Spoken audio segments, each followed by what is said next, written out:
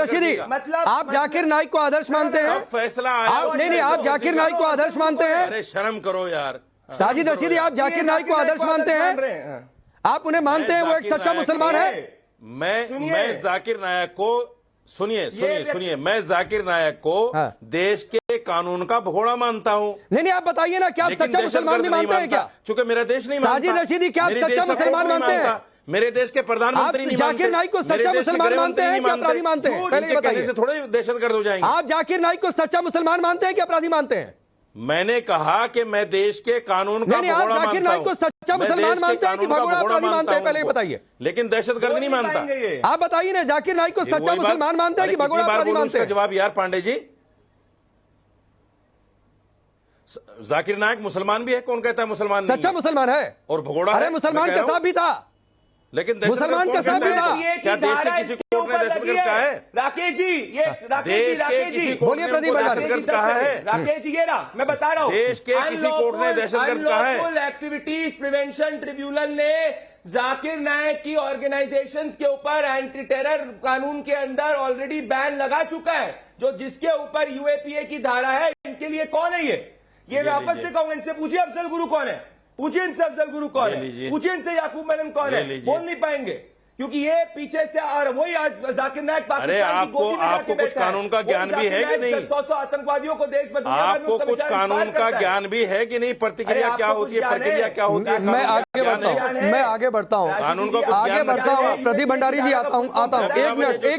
एक मिनट साजिद रशीदी, एक मिनट। बहुत शर्म की बात है कि आप जाकिर नाइक को मुसलमान कहकर आप उसका डिफेंड कर रहे हैं। फिर तो शुभरास्ता मुसलमान कसाब भी था, मुसलमान अफजल गुरु भी था। कई मुसलमान ऐसे भी हैं जो आतंकी बनकर आते हैं, यहाँ पर जवानों की गोलियों का शिकार होते हैं, तो ये कहेंगे कि मुसलमान है? क्या मुसलमान नहीं जाकिर नाइक? सर आप सर प्लीज रुक जाइए, साजिद रशीदी रुक जाइए। शुभरास्ता, फिर उसके बाद आदिल आपके पास आ रहा हूं। हो जाता है तो मुसलमान भी नहीं रहता क्या?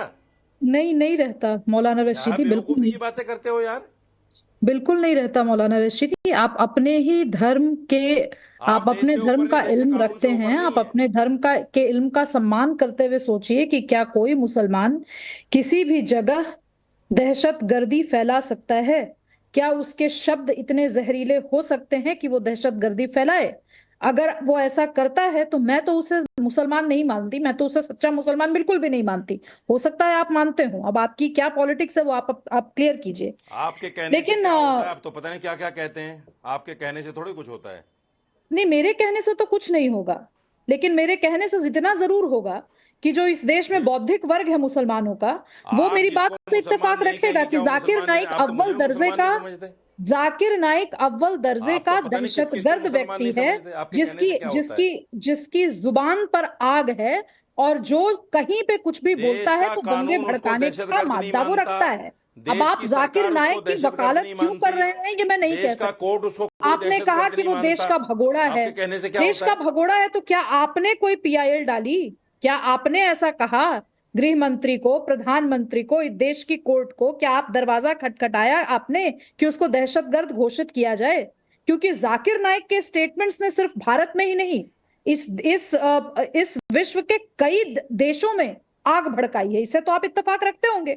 मुझे लगता है इससे कोई भी मुसलमान जिसने अपने धर्म की सच्ची तालीम ली होगी, जो सच में जिसको इंसानियत का इल्म होगा, वो जाकिर नाइक को बरी तो नहीं कर सकता। तो ये सवाल तो आपके सूबे के लोगों को सोचना, ये सोचना हम हिंदुओं का काम नहीं है। लेकिन यहां पर खैर बात दूसरी है। देखिए राकेश जी, आज वक्फ बिल है, इसके पहले सीएए था, इसके पहले एनआरसी पे एक मनगढ़ंत डिबेट थी। इन सभी डिबेट्स के मूल में आप जाएंगे तो आप यही देखेंगे कि तात्विक रूप से किन्हीं 3 बिंदुओं पर मीडिया में चर्चा नहीं होती, क्योंकि जो लोग इसका विरोध करते हैं उनको पता ही नहीं होता कि बिल में है क्या। बिल के किस क्लॉज से इनको दिक्कत है उनको मालूम नहीं है। नहीं, एक क्लॉज से दिक्कत है ना कि सत्यापन ना हो, तानाशाही खत्म ना हो जाए, ये बहुत सारी बातें हैं। महिलाएं कहां से उसमें आ जाएंगी, बहुत सारी बातें। शुभ रास्ता में आ रहा हूं। आदिल हसन, एक तो जाकिर नाइक को आदर्श इस देश का मुसलमान मानेगा क्या, जो पाकिस्तान की गोद में जाकर बैठा हुआ है? पाकिस्तान जिससे हमारा 36 का आंकड़ा, जो हमारे देश में आतंकी बेचता है, नंबर 1 बात। दूसरा सवाल है, ओवैसी बैठक में रहते हैं, उनके सामने एक आदमी को काफिर कह दिया जाता है, वो आरोप लगा रहा है कि उनके इशारे पर कहा गया। आपकी पार्टी के बिहार के अध्यक्ष कहते हैं इससे धड़ की बाजी लगा देंगे। तो सर सही संयम भाषा में विरोध नहीं हो सकता है क्या? विरोध करना है तो सिर धड़ की बाजी, मरने मारने की बात काफिर, ये सब कह दिया जाएगा? आप राकेश भाई, आप सीनियर जर्नलिस्ट हैं। बिस्फी एक जगह है बिहार में, मधुबनी में, वहां पे आवासीय हॉस्टल बन रहा है। नीतीश कुमार ने फंड जारी किया, भाजपा के एमएलए जाके धरना में बैठ जाते हैं और नीतीश कुमार को बोलते हैं मैं तुम नीतीश को करता हूँ। डीएम तक को बहुत इतना घटिया वर्ड बोला, मैं चैनल पे नहीं बोल सकता। इनका क्या बोलिएगा, कोई एक्शन अभी तक नहीं ले रही है। नीतीश कुमार का स्टेटमेंट सुन लीजिए, चिराग पासवान का सुन लीजिए, जीतन राम मांझी का सुन लीजिए, नायडू साहब का सुन लीजिए, वह बोर्ड पे क्या बिल है। मधुबनी में जो आवासीय माइनॉरिटी हॉस्टल, उस पर कुछ नहीं बोल रहे हैं।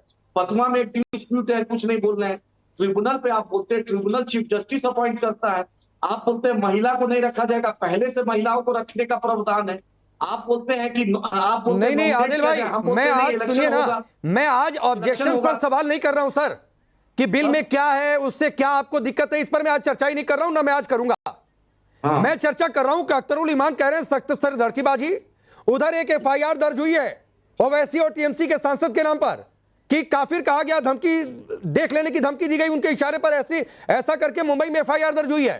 तो सर सीधे संयम भाषा में विरोध नहीं हो सकता है क्या? मान लिया आपको पसंद नहीं है, मान लिया आपको विरोध करना है, सर सड़क पर उतर जाइए, शांतिपूर्वक धरना प्रदर्शन करिए, लेकिन सिरधड़ की बाजी, मरने मारने की बात, ये क्या तरीका है? राकेश भाई, आपने देखा कि अब किसी चैनल ने ये वीडियो नहीं दिखा पाया, सिर्फ उस जो गुलशन फाउंडेशन का सिर्फ स्टेटमेंट चला है। किसी जेपीसी में जगदम्बिका पाल बैठे हुए, वो बीजेपी के एमपी, वहां पे एग्जीक्यूटिव ऑफिसर सब रहते हैं, किसी ने बीजेपी का एमपी ने भी उसकी बात को सराहाया नहीं और उस आदमी का। लेकिन नहीं ठीक बात है, नहीं आपकी सही बात है, और एफआईआर में मेंशन है, बिल्कुल ऐसी कोई तस्वीर नहीं है आदिल, ये आपकी बात सही है। अख्तरुल इमान का तो वीडियो आया था ना, अख्तरुल इमान सिर धड़ की बाजी लगा देंगे, वो भी गलत था। सुनिए, बिहार में भाजपा की सरकार है, नीतीश कुमार के साथ अग्निवीर में पूरा ट्रेन पटरिया को उखाड़ा किया। इस देश में पटेल आंदोलन, मराठा आंदोलन, जाट आंदोलन, गुर्जर आंदोलन हुआ, सब में लोग समर्पित होकर हर तरीके से आंदोलन किए। तो भारत के मुसलमानों को संवैधानिक अधिकार है, वो करेंगे। अरे तो आंदोलन हम मस्जिद प्रदीप भंडारी लोकतांत्रिक अधिकार है विरोध प्रदर्शन का। तो सड़क, तो मैं आ रहा हूं आदिल, आप ही के पास रहूंगा। चलिए 20 सेकंड और बोल दीजिए, फिर प्रदीप भंडारी के पास जा रहा हूं, और बोलिए। आप ही बोलिए कि जब मेरे वजूद की लड़ाई है तो हम क्यों नहीं लड़ेंगे? मस्जिद, ईदगाह, कब्रिस्तान, खानका, इमामबाड़ा, ये हमारे वजूद, हमारी पहचान है।